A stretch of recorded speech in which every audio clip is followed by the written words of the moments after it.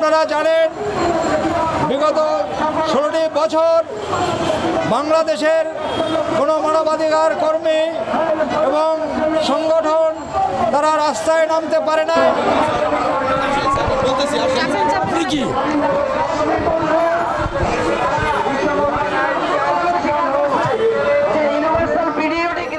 দশই ডিসেম্বর বিশ্ব মানবাধিকার দিবস উপলক্ষে সবার জন্য মর্যাদার স্বাধীনতা ও ন্যায় বিচার এই স্লোগানে জাতিসংঘ ঘোষিত ৭৬তম বিশ্ব মানবাধিকার দিবস ২০২৪ বর্ণাঢ্য র্যালি ও আলোচনা সভা অনুষ্ঠিত হয়। এই অনুষ্ঠান আয়োজন করেন বাংলাদেশ সিভিল রাইটস BCRS এর সভাপতি জাকির হোসেন। প্রধান অতিথি হিসাবে বক্তব্য রাখেন প্রফেসর ডক্টর মোহাম্মদ রেজাউল করিম, উপাচার্য খুলনা বিশ্ববিদ্যালয়। বিশেষ অতিথি হিসাবে বক্তব্য রাখেন মেনন চৌধুরী। ধন্যবাদ। বাংলাদেশ সিভিল রাইটস সোসাইটির সম্মানিত চেয়ারম্যান, আমার প্রিয় ব্যক্তিত্ব জাকির ভাই সহ এখানে সিনিয়র নেতৃবৃন্দ উপস্থিত আছেন। আমরা এই বাংলাদেশ সিভিল রাইটস সোসাইটি প্রতি বছর নিয়ে এবারও আলোচনা সভা, র্যালি সহ অনেক কিছু আয়োজন করেছে।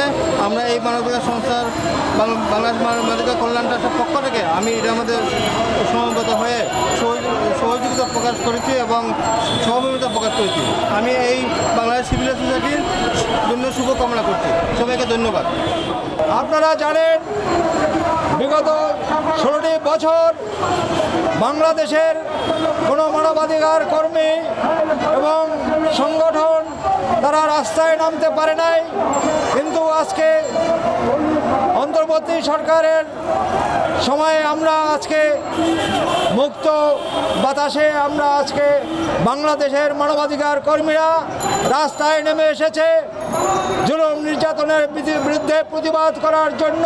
আমাদের এই মানবাধিকার সংগঠন সমূহের কর্মকাণ্ড যাতে ব্যাপকভাবে পরিচালিত করতে পারি সেই লক্ষ্যে বাংলাদেশ সিভিল রাইটস সোসাইটি একের পর এক কর্মসূচি আহ্বান করে যাচ্ছে এবং মাঠে কাজ করে যাচ্ছে, মানুষের কল্যাণে কাজ করে যাচ্ছে।